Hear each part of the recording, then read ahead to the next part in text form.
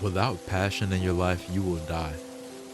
Passion took me from this to this in only 2 months, and from that to this 2 years later. As much as I'd like to think that I'm just this special person, I know in my heart that I'm not in the slightest.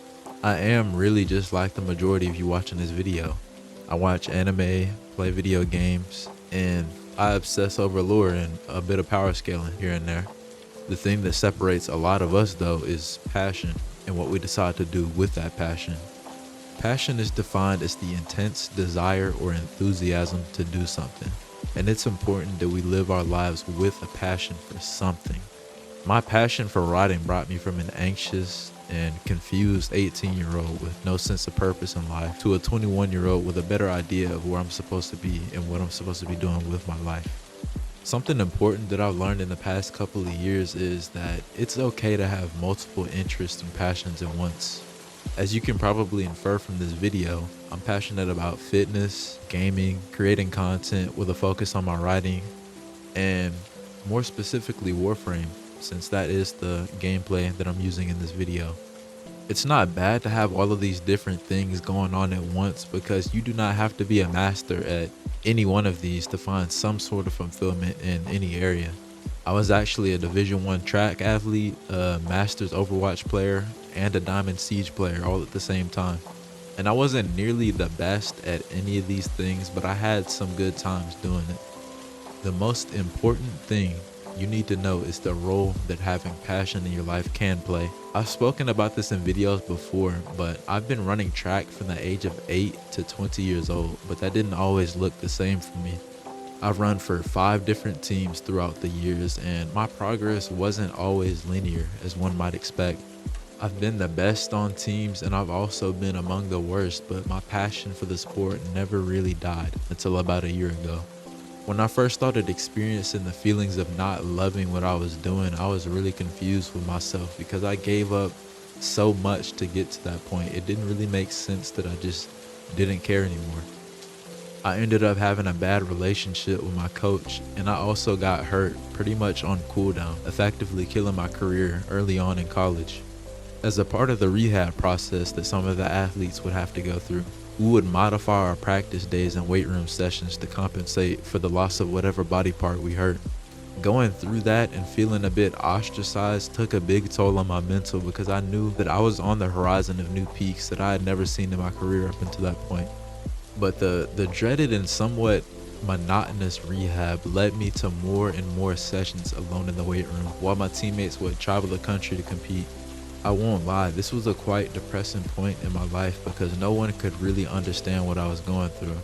Injuries and things like that can be so specific to the athlete, especially considering that some of us had to fight tooth and nail just to get picked up to join a team in the first place, let alone a Division 1 program.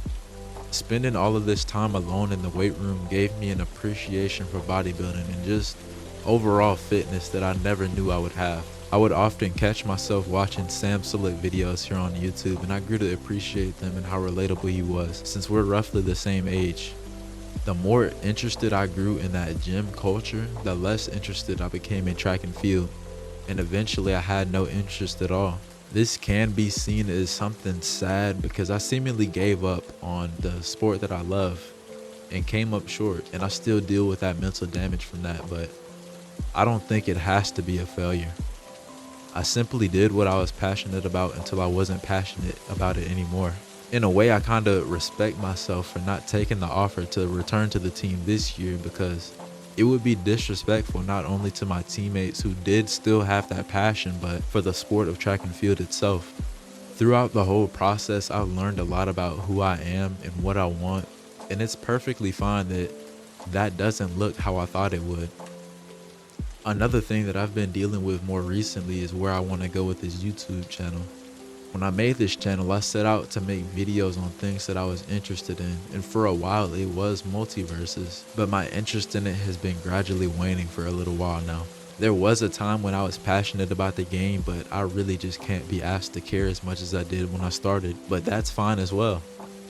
Obviously, pivoting channel niches isn't something that a lot of people can pull off successfully, and it's likely that this channel will die, but that doesn't really bother me as much because I still get to do something that I care for. I would rather have my engagement taper off a bit and have people love what I'm passionate about and what I love than upload and stream a bunch of something that I don't really love. It's just not what I want to do. Something that I've realized is that they're both hard though. Having the dedication to show up every day for something you don't love anymore hurts just as much as putting my heart and soul into a video and it only gets 200 views.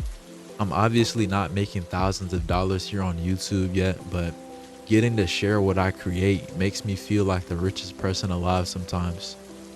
It's like it's like I'm giving up parts of myself when writing these just to get it back the moment I hit upload, and it feels amazing because in that moment I don't know if anyone will love it or hate it. I just know that I made it myself, and that's important to me.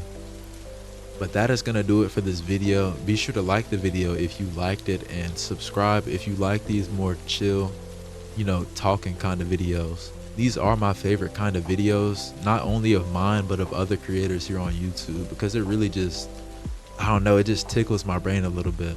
I don't know if I'm always going to have Warframe gameplay in the background, but I really do want to get into more Warframe stuff because I have a really good amount of knowledge on the game, and I think that a lot of people could relate and resonate with that. I also do want to stream it a little bit. I don't know, I may start streaming every single day, but yeah, the Twitch will be in the bio, so be sure to also check out the links in the description as well. I will be streaming every day on Twitch. I don't know when I'm going to start, but it will be soon. If you subscribe, I will send out a notification in the community tab. If that's something you're interested in, come stop by for a bit. I'm thinking about doing a lot of Warframe level cap stuff, and I am gonna grind Marvel Rivals out a bit. I do want to hit top 500 in that game. But yeah, if you made it this far in the video, thank you so much, and I will catch you in the next one.